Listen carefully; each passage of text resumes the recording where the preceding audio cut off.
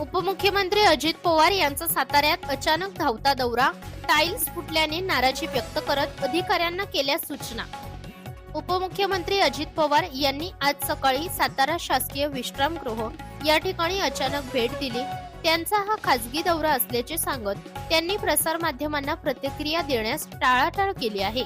अजित पवारांचे आगमन होताच जिल्हाधिकारी संतोष पाटील यांनी त्यांचं पुष्पगुच्छ देऊन स्वागत केलं। साताऱ्यात सर्किट हाऊस येथील प्रशासकीय अधिकाऱ्यांशी काही वेळ चर्चा करून ते पुढील प्रवासासाठी रवाना झाले।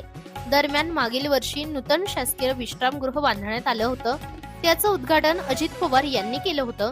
त्यामुळे शासकीय विश्रामगृह येथे आल्यानंतर त्यांनी पाहणी दरम्यान पार्किंग मधील काही फरशा फुटल्याचे निदर्शनास आल्याने त्यांनी बांधकाम विभागाचे अभियंता तात्काळ याबाबत विचारणा करून दुरुस्ती करण्याच्या सूचना केल्या। कोरेगाव येथील जरंडेश्वर साखर कारखाना या ठिकाणी अजित पवार बैठकीसाठी गेले असून कारखान्याचा आढावा आणि ऊसाचा गळीत हंगाम सुरू होणार असल्याने अजितदादा त्या ठिकाणी गेले असल्याची माहिती विश्वसनीय सूत्रांनी दिली आहे। माध्यम प्रतिनिधींनी अजितदादा यांना प्रश्न विचारत त्यांनी खासगी दौरा असल्याचं सांगत बोलण्यास नकार दिला।